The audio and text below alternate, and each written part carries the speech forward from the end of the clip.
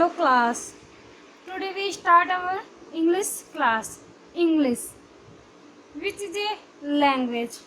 English को हम पढ़ने के लिए अब हम इसको 3 पार्ट में डिवाइड करेंगे. इंग्लिश का फर्स्ट पार्ट हम लेंगे कॉम्प्रीहेंशन पार्ट.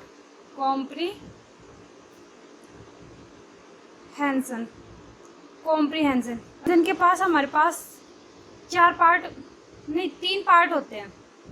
इसमें फर्स्ट पार्ट होता है रीडिंग कॉम्प्रीहेंशन.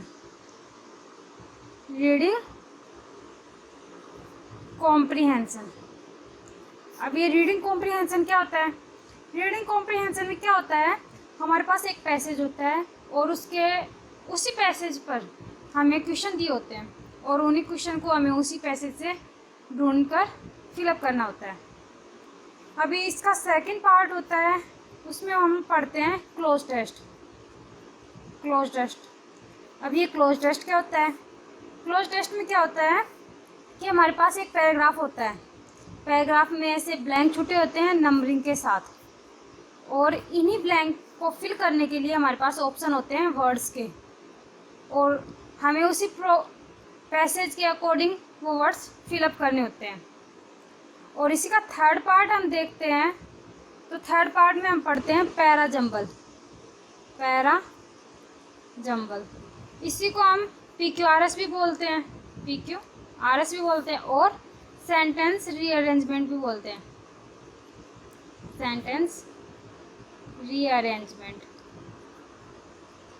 इसमें क्या होता है, इसमें हमारे पास PQRS करके ऐसे सेंटेंस दिए होते हैं, और उन्हीं सेंटेंस को हमें सूटेबल ऑर्डर में सेट करना होता है. जैसे कि हमारे पास ऑप्शन भी होते हैं PQRS, PRSQ, RPSQ, ऐसे करके ऑप्शन दिए होते हैं, और उन्हीं में से हमें एक को फिल करना होता है. ये हमारे पास इंग्लिश का फर्स्ट पार्ट हो गया. इंग्लिश का सेकंड पार्ट पढ़ते हैं, उसमें हम पढ़ते हैं ग्रामर. अभी ग्रामर के भी 2 पार्ट हैं. 2 पार्ट कौन से हो गए? एक तो हमारे पास हो गया डिस्क्रिप्टिव ग्रामर,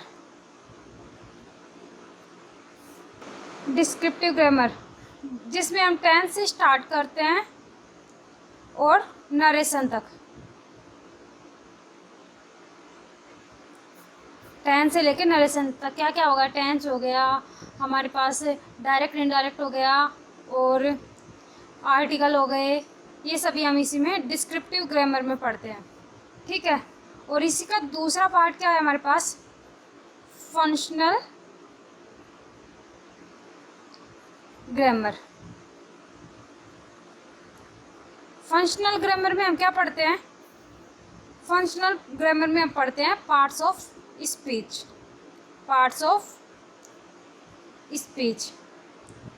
अभी पार्ट्स ऑफ स्पीच कितने हैं? पार्ट्स ऑफ स्पीच होते हैं 8, जो कि मैं आपको आगे पढ़ाऊँगी. और इसी के साथ हम लेते हैं वर्ब्स. जैसे कि हमारे पास टॉपिक होता है सब्जेक्ट वर्ब एग्रीमेंट वाला, तो वो हम इसी में कवर कर लेंगे. ये हम इसके साथ एडिशनल रखते हैं. ठीक है. अभी इंग्लिश के 3 पार्ट ही हो गए. 2 पार्ट हो गए, कॉम्प्रिहेंशन और ग्रामर. अभी इंग्लिश का हम तीसरा पार्ट देखते हैं. तीसरे पार्ट में हम क्या पढ़ते हैं?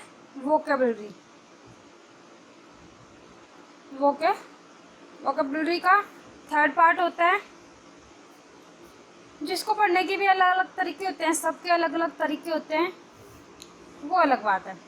अभी हम अपना स्टार्ट करते हैं, ग्रामर सेक्शन से स्टार्ट करेंगे हम अपनी क्लासेज. तो आज हम पढ़ेंगे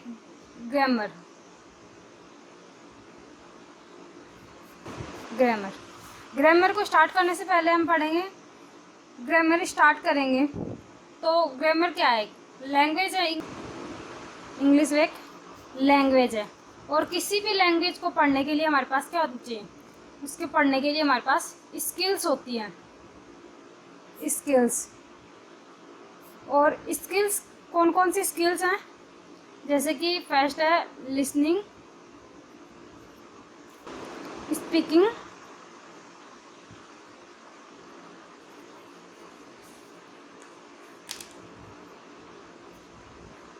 रीडिंग एंड राइटिंग। अभी हम जब चलते हैं राइटिंग पे, तो राइटिंग में क्या होता है? राइटिंग है रीडिंग जो हम सुनते हैं, राइटिंग जिसको हम लिखकर, जैसे कि हमने पढ़ा था कॉम्प्रिहेंशन पार्ट, वो हमारा किस में आ जाएगा? राइटिंग में आ जाएगा। और स्पीकिंग और लिसनिंग, ये हमारे स्किल्स हो गए लैंग्वेज के। और जब हम बात करते हैं किसी भी, ये हमारे 4 स्किल्स हो गए, इन्हीं पर बेसिस होती है हमारी लैंग्वेज। किसी भी लैंग्वेज को पढ़ने के लिए, जैसे कि हमें लिसनिंग, कोई बोलता है, जैसे कोई स्पीकर है, वो कब बोलता है? जब उसके पास कोई लिसनर हो। और रीडिंग और राइटिंग, ये हमारे पास लैंग्वेज की 4 स्किल्स हो गई।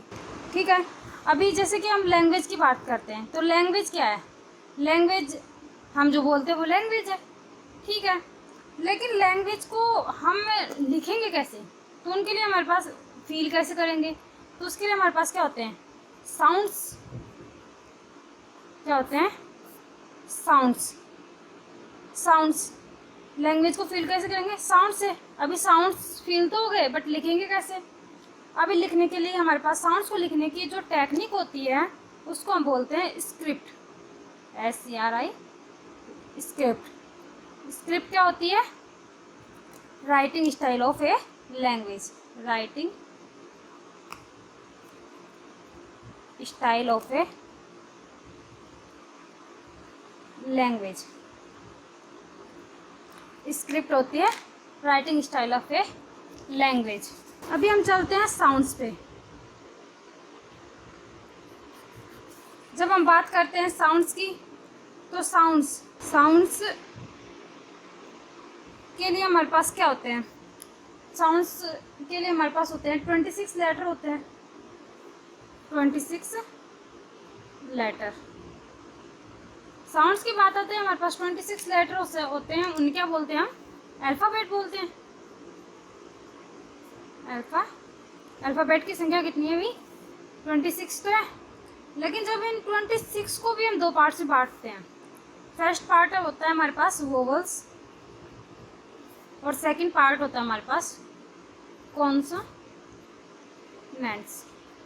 वोवल्स संख्या में 5 ही हैं बेचारे, AEIOU, और बाकी जो इनको छोड़कर हो गए वो सभी वोवल्स। ये संख्या में कितने हैं? 5। इस संख्या में 5 हैं, लेकिन इन 5 का काम बड़ा वो होता है, बहुत बड़ा काम करते हैं। जैसे कि हम एग्जांपल लेते हैं, पढ़ो इनको।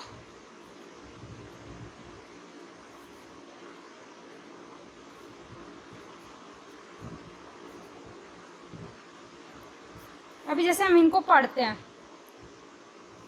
ये हम पढ़ते हैं तो सोच रहे हैं कि एक छोटा सा वर्ड जो हमारे पास आ रहा है, जो वोवल्स, जो आई है, ये इतना छोटा सा, इतने सारे साउंड्स। जैसे कि हम इसकी साउंड्स की बात करते हैं, सर्कल, तो हमारे पास किसकी साउंड आ रही है? ए की।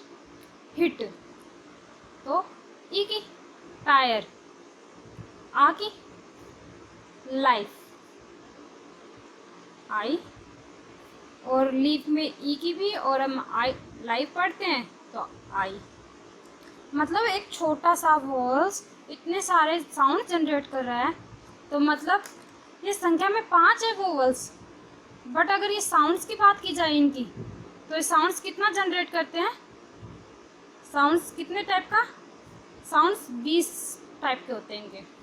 और जो कॉन्सोनेंट हैं, इनके साउंड्स की बात करें तो ये 24 प्रकार के साउंड्स जनरेट करते हैं।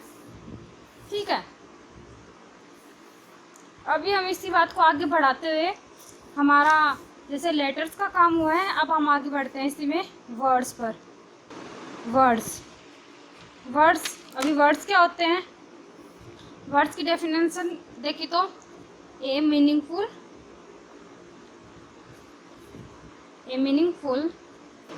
Unit of words, letters. Words क्या होते हैं? ए मीनिंगफुल यूनिट ऑफ लेटर्स। मतलब जैसे कि हमारे पास कोई लेटर है, उनका कोई, जैसे कि मैं एग्जांपल देना चाहूँगी, ये मेरे पास जो पेन है इसी का देना चाहूँगी, PEN, ये पेन है, ये लेटर्स हैं PE और N, लेकिन ये जब साथ में आए एक मीनिंगफुल यूनिट बनाई इन्होंने, जिसका मीनिंगफुल अर्थ है, मीनिंगफुल है ये पेन, तो इसको हम बोलेंगे वर्ड। जैसे कि हम इसी को चेंज करके लिखते हैं इस टाइप से, NEP, ये इसका कोई मीनिंगफुल अर्थ नहीं है, ये कोई मीनिंगफुल नहीं है, तो इसको हम वर्ड नहीं बोलेंगे, ये पेन वर्ड होगा। ठीक है, यूनिट के पढ़े तो हम इसमें पढ़ते हैं यूनिट से parts of speech, parts of speech, जो कि हम कल की क्लास में पढ़ेंगे। Bye students.